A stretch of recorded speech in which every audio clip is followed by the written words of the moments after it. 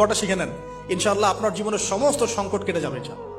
আমি নিজেও এই দোয়াটা বেশি বেশি করার চেষ্টা করি। দোয়াটা হচ্ছে, মুসা আলাইহিস সালাম একটা গাছের নিচে হেলান দিয়ে বসলেন, বসে দেখলেন দুজন মেয়ে দাঁড়িয়ে আছে দূরে, পানি নিতে পারছে না, লোকজন পানি নিয়ে যাচ্ছে, ওরা দাঁড়িয়ে আছে বেচারি।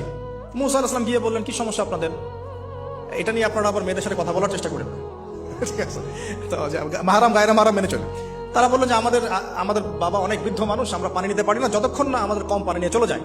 মুসা আলাইহিস সালাম একটু বললাম না, ফিজিক্যালি খুব স্ট্রং ছিলেন, থাকে না বডি বিল্ডার, সামনে গিয়ে কথা বলে সরো পানি দিতে দাও, তখন মানুষ একটু মূল্যায়ন করে না। তো মুসা আলাইহিস সালাম এভাবে পানি নিয়ে দিলেন এবং বাছুরদেরকে পানি পান করালেন, করিয়ে গাছের নিচে এসে বসে আছেন।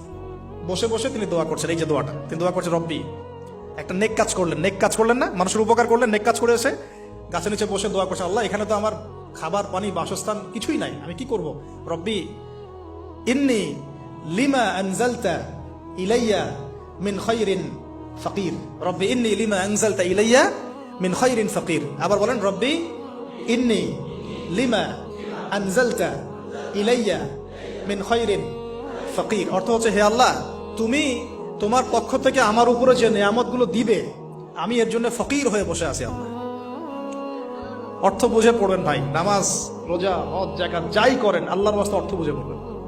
অর্থ বুঝে পড়লে আপনার ইবাদতের স্বাদ পাবেন, তৃপ্তি পাবেন, আল্লাহর সাথে কানেকশন হবে, আল্লাহর নূর পাবেন, মাআরিফত পাবেন, সত্য স্বপ্নও দেখবেন তখন ইনশাআল্লাহ।